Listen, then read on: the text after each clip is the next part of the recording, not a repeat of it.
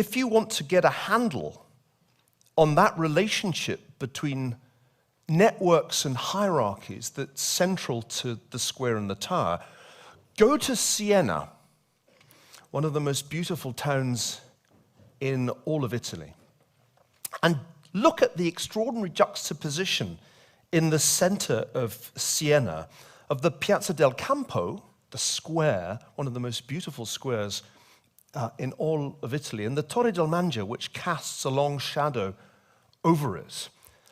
The square is where the people of Siena network. It's where they hang out, chat, informally exchange, whether in a marketplace or even in a horse race between the local districts.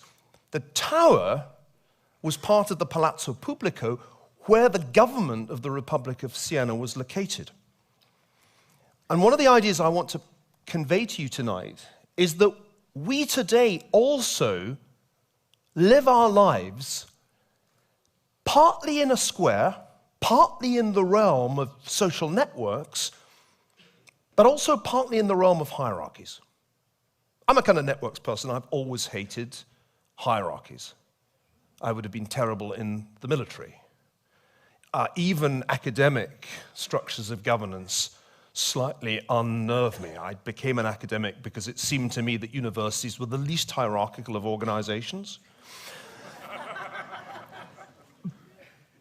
And so I kind of naturally prefer to be in the horizontal realm of the town square. But I can't escape the hierarchies of universities and of governments. Whether we like it or not, we're all situated partly in the square and partly in the tower. Now, it's a cliche of our time, but like many cliches, it's true, that the world has never been as networked as it is today. And that is, I think, the case. Certainly when you look at the way that network platforms, Amazon, Google, Facebook, Twitter, the way those companies have built giant online social networks, there's never been anything quite like that before. Today's networks are very large and they're fast. They operate much more rapidly than previous networks could because of technology. I quite like this visualization of the Facebook network. Put your hand up if you're on Facebook. Go on, don't pretend you're not. So, to an extraordinary extent, mankind is on Facebook, 2.27 billion regular users. And this map tries to plot every city pair with what's called a great circle line. And the transparency of each of these great circle lines is determined by the number of friend pairs in the cities. Hence the extraordinary brightness of North America, where Facebook originated, and the extraordinary darkness of the People's Republic of China, where it's still not admitted. We were told, and I think most of us believed it, that if everybody was connected, then everything would be awesome. We are creating a world where anyone, anywhere may express his or her beliefs, no matter how singular, without fear of being coerced into silence or conformity. John Perry Barlow, the late lamented, epitomized the libertarian spirit of the early internet. And the idea that if we're all connected, it will be awesome, has persisted in much that Mark Zuckerberg has said as Facebook has grown. This was him speaking at the Harvard commencement last year. All people want to connect. The great arc of human history bends towards people coming together in ever greater numbers to achieve things we couldn't on our own. That was the promise. I think most of us believed it.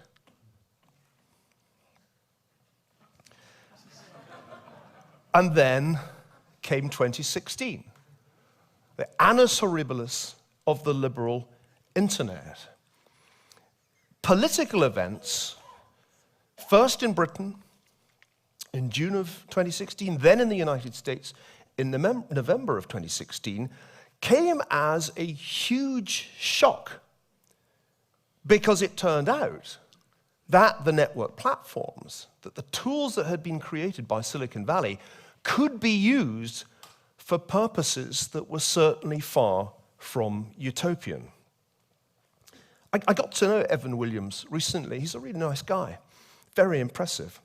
But he said something last year that went to the heart of the matter. I thought once everybody could speak freely and exchange information and ideas, the world is automatically going to be a better place. I was wrong about that. And I think most of us were wrong about that. And I think we all need to say to ourselves what Homer Simpson often says to himself, well, though. The Square and the Tower is about why it all went a bit wrong, and in particular, why both network science and history should have made us much more wary of the promise of a massively interconnected planet.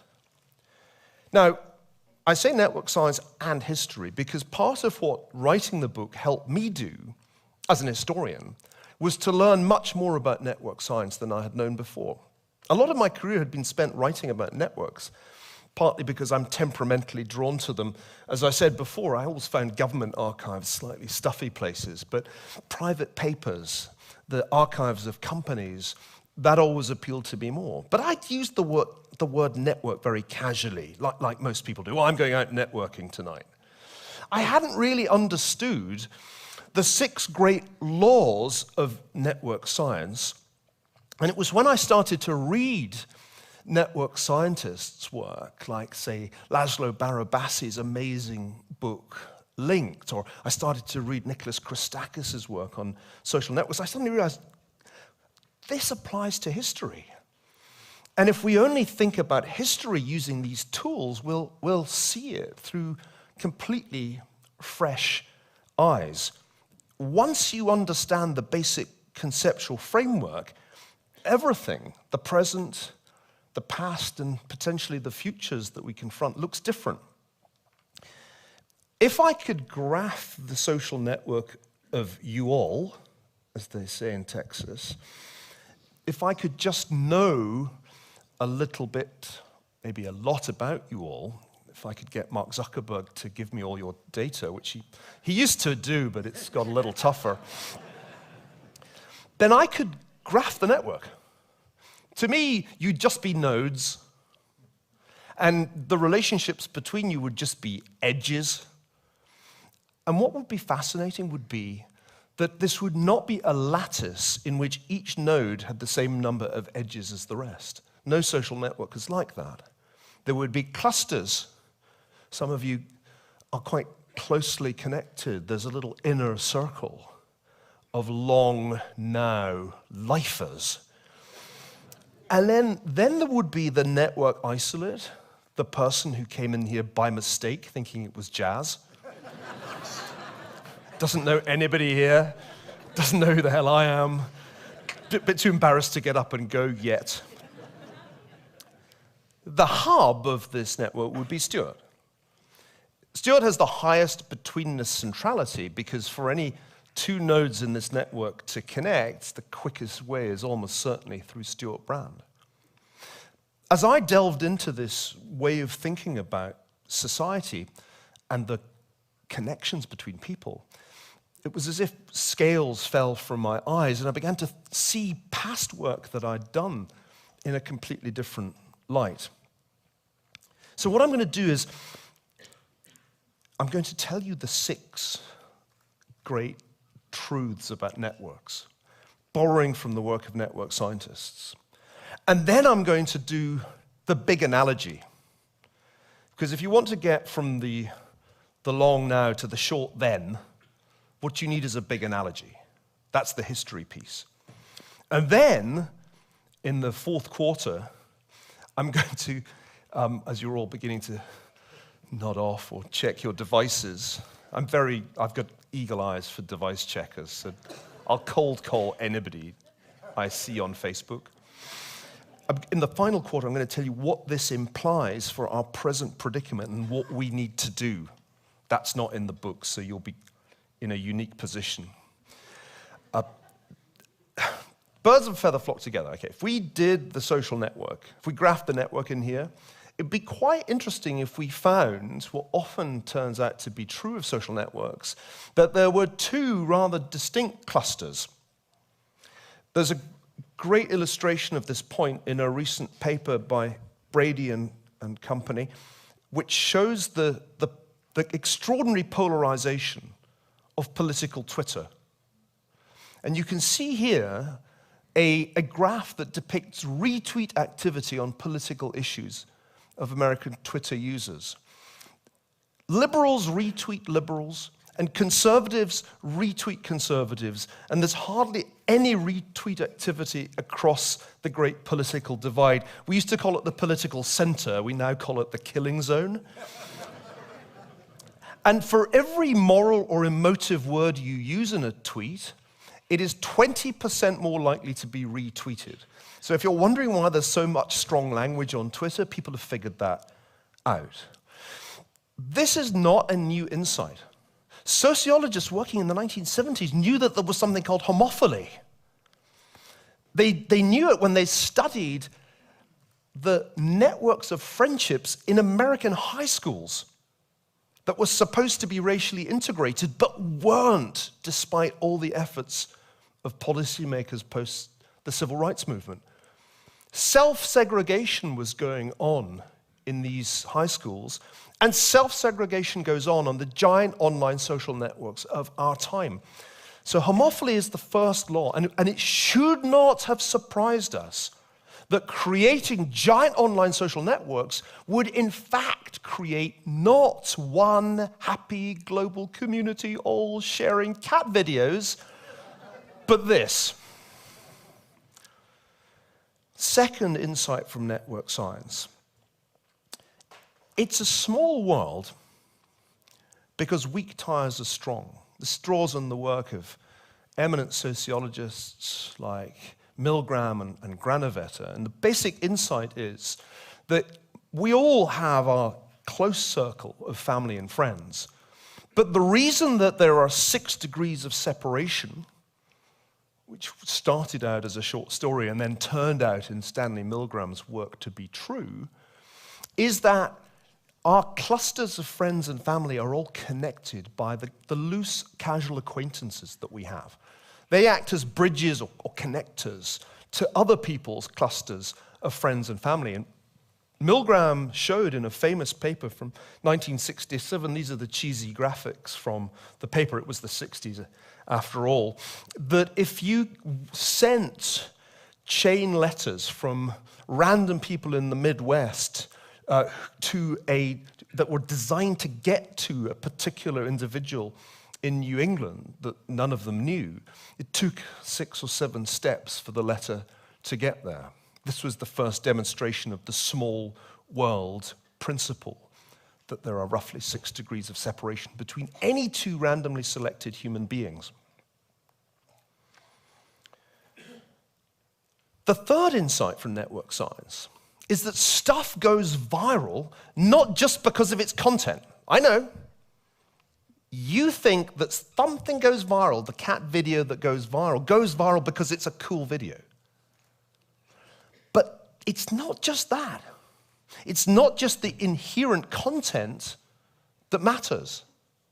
It is the structure of the network that the cat video attacks that matters. This is true in the study of epidemic disease, and it's true in the study of cultural memes.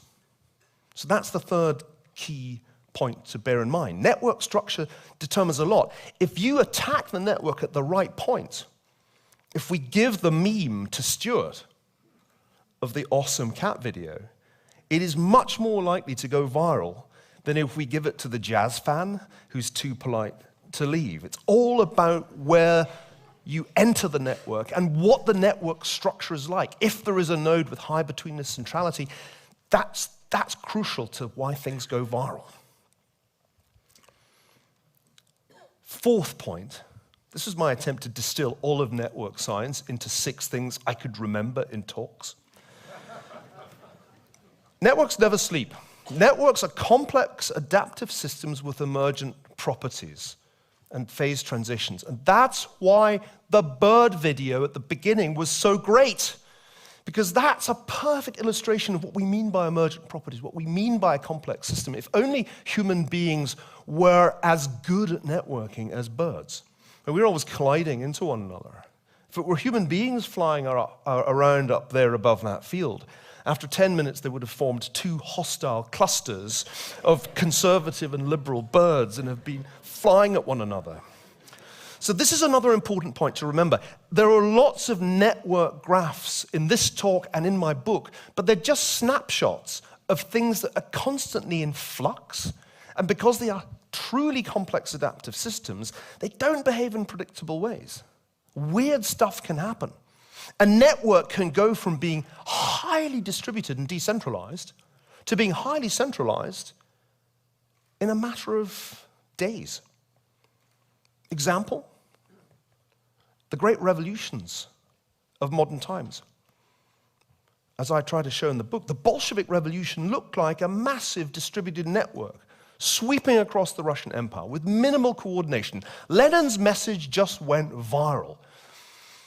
But within a few years of the Bolshevik seizure of power, the Bolshevik network had gone from being decentralized to being highly centralized. A dictatorship of the proletariat, in fact, a dictatorship by the party elite. Talking of Bolsheviks, and I just made that segue up completely on the spur of the moment. One of the best examples of the attack syndrome, the fact that networks attack networks, was the attack by the Soviet communist regime on the elite intellectual networks of my country of origin, the United Kingdom. This is one of my favorite stories in the book. By the way, the book is full of stories.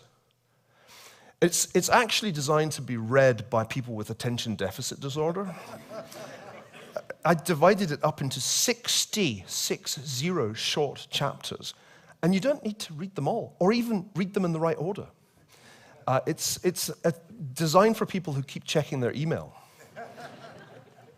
This is one of my favorite of the stories. It's the story of the Cambridge spies. The biggest success to date, including recent events, of Russian espionage. What did they do?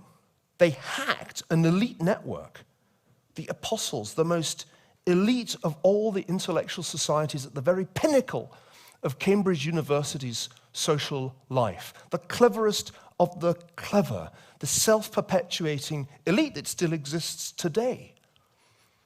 And the apostles were hacked by a Soviet operative named Arnold Deutsch, who managed to recruit 3 of its members to the Communist Party, knowing that as members of the apostles, they would be highly likely to attain high positions in the British establishment, which they did, including high positions in British military intelligence. Networks attack networks. And it takes a network to defeat a network. A line I got from General Stanley McChrystal's book about his time in Iraq. I'm saving the 6th law of networks for just a little bit later. But now, the big analogy. And this is my favorite part, because this is the history part. So what is it like? That's the question you should always be asking about the present. What the hell is this like? And every day, in every edition of the New York Times, somebody will tell you that it's the 1930s. And then in the Washington Post, somebody will tell you that it's the 1970s. But I'm here to tell you that all these analogies with the mid-20th century are of no use at all. Because the structure of the public sphere has been changed so much by the internet that it's nothing like the mid-20th century, our time. Our time most closely resembles the period after the late 15th century when the printing press, oh, you'll laugh, sir. That's what I like to hear, incredulity. Because it's a typical American response that anything that happened before the United States is irrelevant to the history of the United States. You're wrong. You're so wrong. Let me show you how wrong you are. Nothing has happened like the impact of the personal computer and the internet since the advent of the printing press. And here's the proof. If you look at the impact of these two technologies, and there's a wonderful paper by a guy named Dittmar in London who does this, it's incredibly similar. The effect of the technological innovation is drastically to reduce the cost of producing content and drastically to increase the volume of content. These two graphs are the same, one for the printed book, the other for the personal computer. What's the difference? The time scale. History today happens 10 times faster than it did at the time of the printing press. But that's the only significant difference, except for one more I'll come to. So the better analogy for thinking about our time is not the 1930s. It's not Watergate. That's all very interesting, but we live in a different time. We live at a time of massive technological disruption of the public sphere, and most of us underestimate it, especially those of us who cling to old ways of getting information like newspapers made of paper. We underestimate the extent to which our time is a time of communications revolution as dramatic as the time of the Reformation. Oh, yes. This is a scary analogy. It is not a funny analogy, sir. It is a bloody terrifying analogy, because when they introduced the printing press into Europe, everything was going to be awesome. Martin Luther, for it was he, just 501 years ago said, if everybody can read the Bible on a printed version of the text in their own language, everything will be awesome. He didn't quite use that word. What he actually said was, we'll achieve the priesthood of all believers the Bible speaks of. Not quite what happened. What happened was that, Martin Luther's sermons were rapidly spread throughout all of Europe thanks to rapid production by printing presses. But so were books like the Malleus Maleficarum, which argued that witches live amongst us and have to be burnt at the stake. That book, the Malleus Maleficarum, the Hammer of Wickedness, was one of the best sellers of the 16th and 17th century. That's a good example of fake news. And it's a good example of something going viral that is a good deal more harmful than a cat video. You know how it is that people are always wanting to tear down statues these days? Have you noticed that? And rename things? Iconoclasm is a typical product of a disruption of the public sphere. Suddenly we must efface the icons of the previous era. That happened in the period of the Reformation too, as in this illustration of a church getting a full Protestant makeover in Antwerp in 1566. Polarization in the 16th and 17th century escalated rapidly from verbal violence, you're a heretic, no, you're a heretic, no, you're a heretic, into actual violence.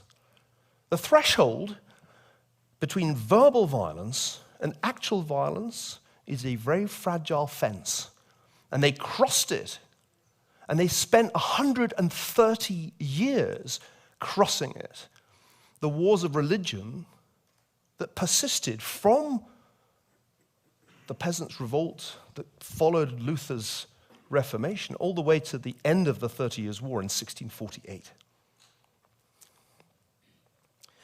I sometimes think we're living through a secular Reformation. It's not religion, but political ideology. But it takes a similar form. There's a whole range of different things that we now categorize as hate speech. Well, in the 16th and 17th century, you didn't say hate speech, you said blasphemy. What we are experiencing, though it hasn't yet escalated to the levels of religious warfare, could. Because there's no obvious reason why the polarization process that I've described to you should stop.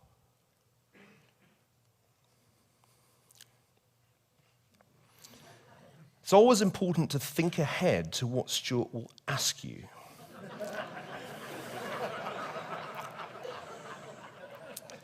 So, obviously, there are all kinds of differences between my short then and the long now. One of them I've mentioned already. Everything happens 10 times faster today. That's good news. They had 130 years of religious conflict. We should get it down to 13. They had the 30 Years' War. It'll only be 3 for us. There's another. So here's a really interesting thought that I had writing the book. After the printing press was invented, amazingly, it stayed a distributed network. And people didn't sell ads on most of what was printed. Very few ads on Luther's sermons you'll find. And that's the big difference between then and now. We thought that the internet was going to remain a decentralized thing. Tim Berners-Lee's vision of the World Wide Web was just like the birds flying around. Nobody's in charge. Everybody's just flying together. Woohoo! And then it turned out that unlike the printing press, you could centralize the internet. You could centralize the software. You could centralize e-commerce. You could centralize social networking. You could centralize digital media. The internet was supposed to usher in this wonderful era when we were all going to be netizens. Do you remember that? Seems like another world, doesn't it? We were going to all speak truth to power on our personal blogs, all at once. It's going to be awesome. And then the best blog would be Netizen of the Year. Seems like 100 years ago that we believed that stuff. Instead, what happened with amazing speed was that a relatively small number of near-monopoly companies took over the internet, took over the World Wide Web, and they created hierarchical structures. I love these org charts because they're authentically funny, and whoever did this cartoon is really cool. Because they have a sort of grain of truth in each case. And anybody who's worked for one of these companies will, I think, attest to that. But the point is that what we thought was going to be a decentralized, distributed, awesome, cool network where we'd just be adding nodes and blogging, with amazing speed became hierarchical. Because remember, phase transitions, emergent property, it's a complex system. It was never going to stay the way Tim designed it. Sorry, Tim. 2 consequences of the advent of the network platforms. The return of monopoly capitalism. My good friend Peter Thiel explaining why monopolies are awesome in his book 0 to 1, which was a huge bestseller, not least in China. I'll come to China in a minute.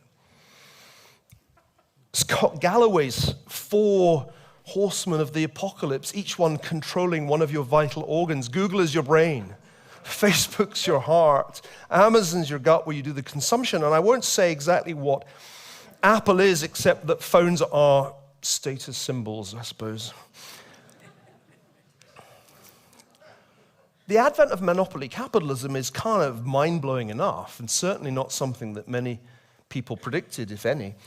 Even more important is what the network platforms have done to democracy, and that's really what I want to focus on with the remaining time I have. If you were paying attention to the importance of social media during the 2016 election, you spotted that Donald Trump's probability of beating Hillary Clinton was way higher than all the political scientists and pundits were saying, who were using polling data and models of the pre-social media political system. He dominated her He dominated her on Facebook. He dominated her on Twitter. He actually dominated her also on Google search. And just 8 years before, these platforms had been marginal in their importance. To understand what was going to happen in November 2016, you had to see that this had happened. Brad Parscale, who was Trump's digital director, put it very nicely. These social platforms are all invented by very liberal people on the West and East Coasts, and we figure out how to use it to push conservative values. I don't think they thought that would ever happen.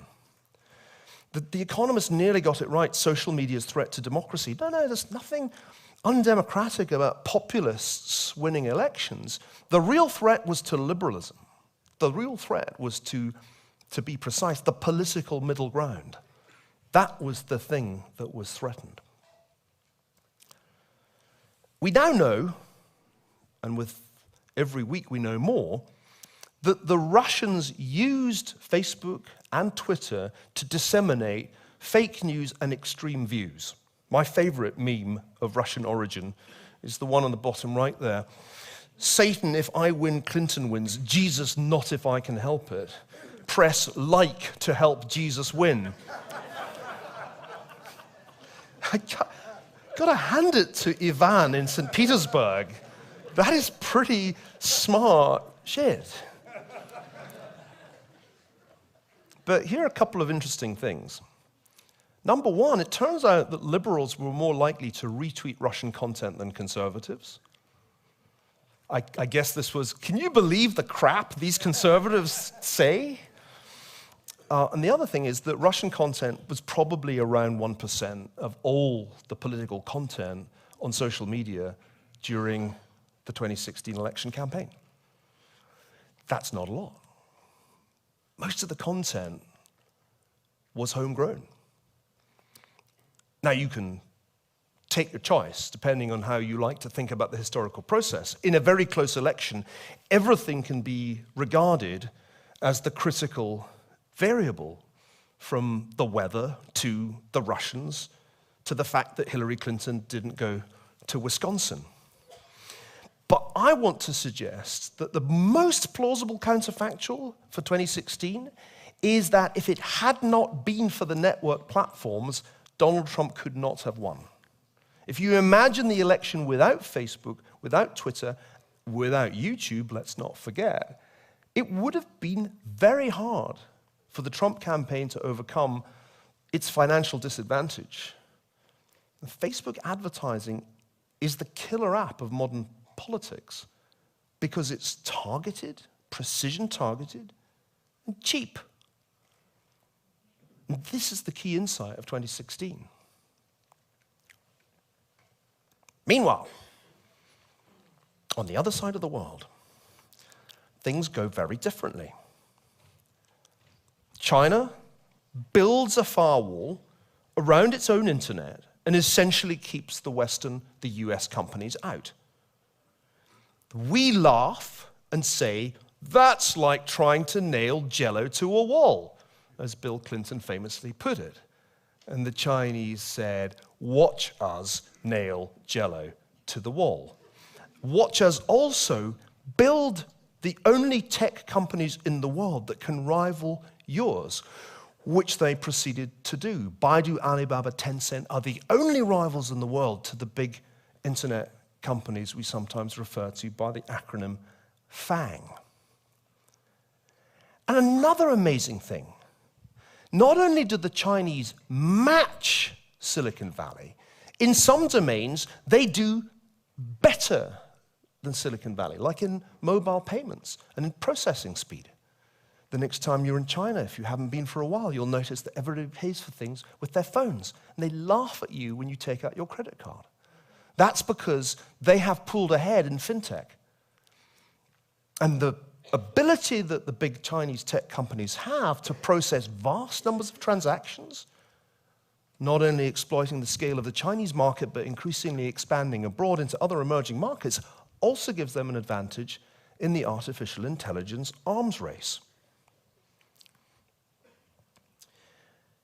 Unlike here, In China, the square and the tower at least appear to be in harmony. Jack Ma, last year, before he got his marching orders from Xi Jinping, said at a Communist Party conference, the political and legal system of the future is inseparable from big data. Bad guys won't even be able to walk into the square. I got a little kind of cold, shivery feeling in my spine when I read that quotation. First, I thought, excellent, he used the word square. This will help my book. And then I thought, wait, what does he mean by the square? Oh, yeah. In China, there's only one square. This was a coded reference to the way in which AI, big data, can be used to prevent there ever being another 1989 in Tiananmen Square.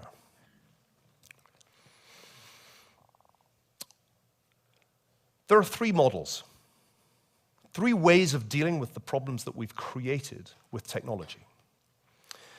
The Chinese model is clear.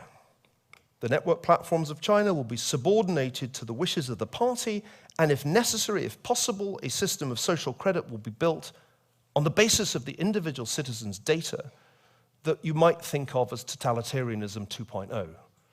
1984, but with a portable telescreen that you volunteer to be under surveillance by. The European approach is different. The Europeans have no technology companies worth talking about. All they can do is tax, regulate, and fine the American companies, and that is what they're proceeding to do. George Soros at Davos earlier this year said, "It's only a matter of time before the global dominance of the US IT monopolies is broken. EU competition Commissioner Vestager will be their nemesis." But what happens here?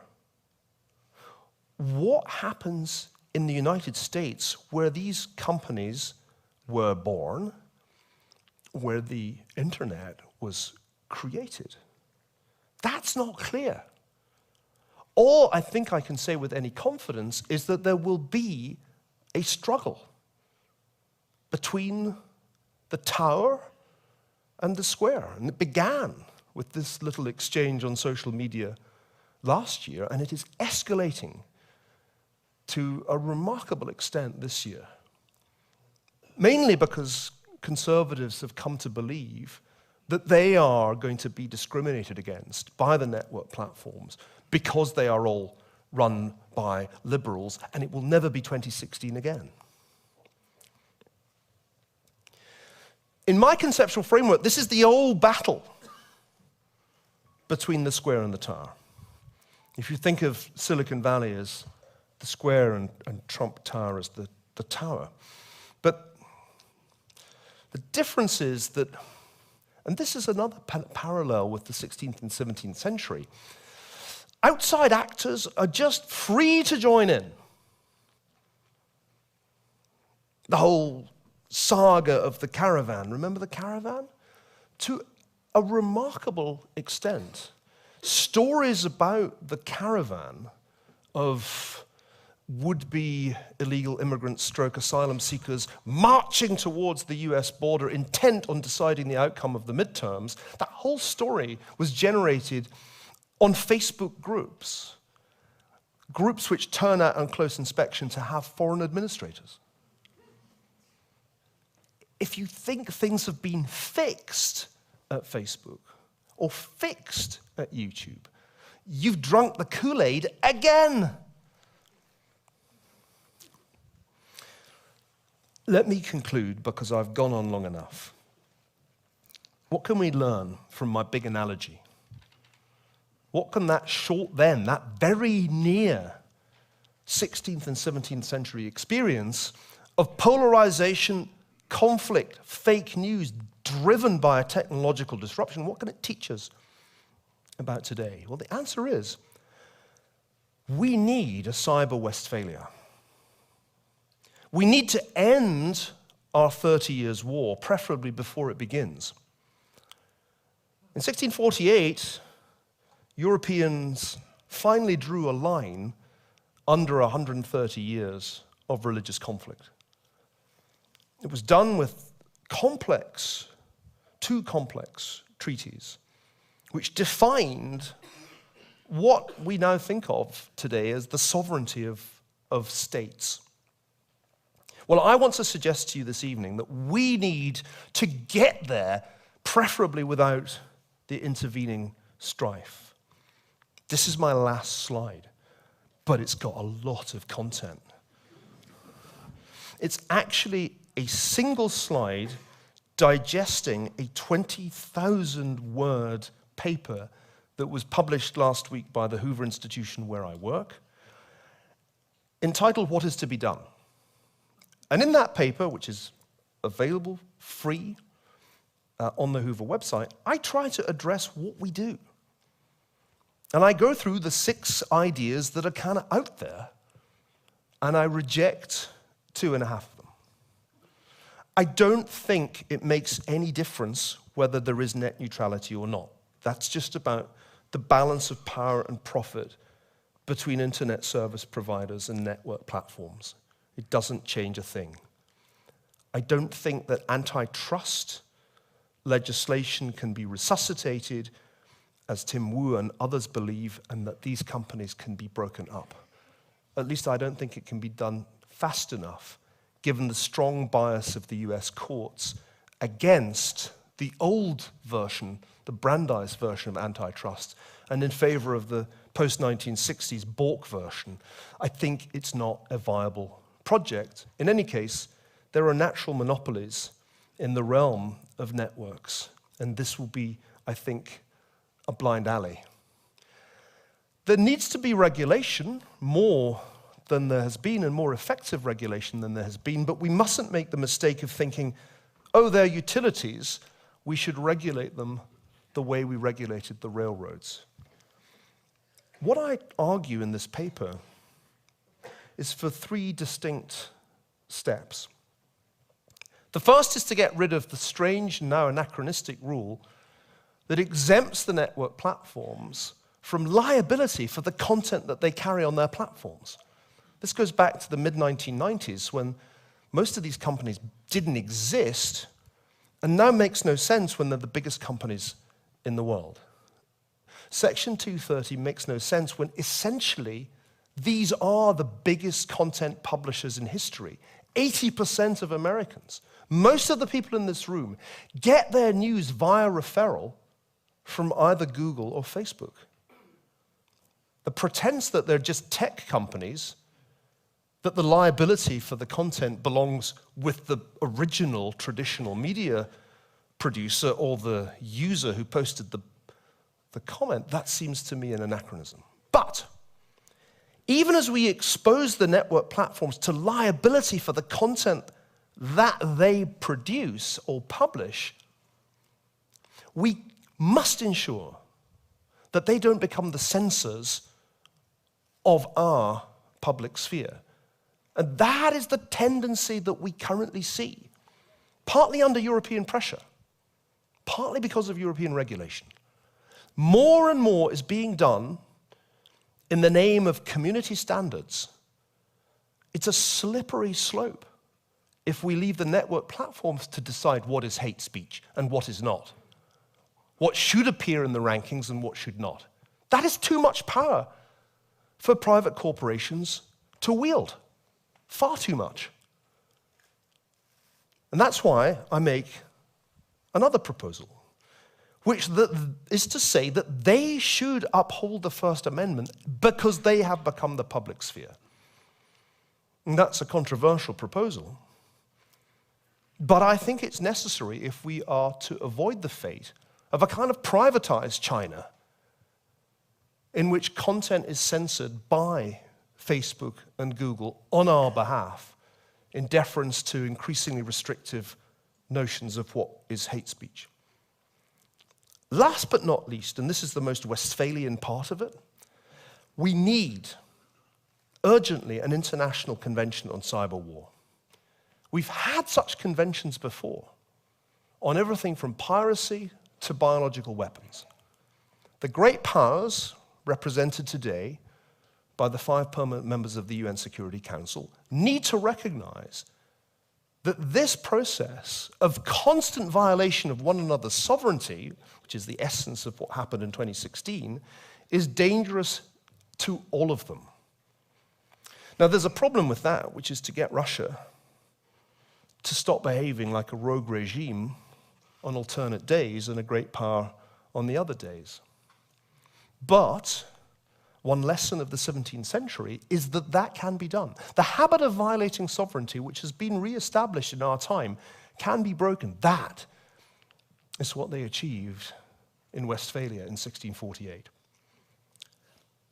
I hope I've persuaded you that history plus network science provide a useful way to think about our contemporary problems.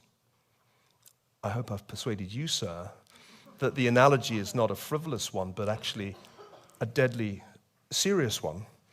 And now all I need to do is urge you to buy the book. Remember, you don't need to read it. You just need to own it. Thank you for paying attention to me, and invite Stuart Brand to come and join me up on the stage. Thanks very much.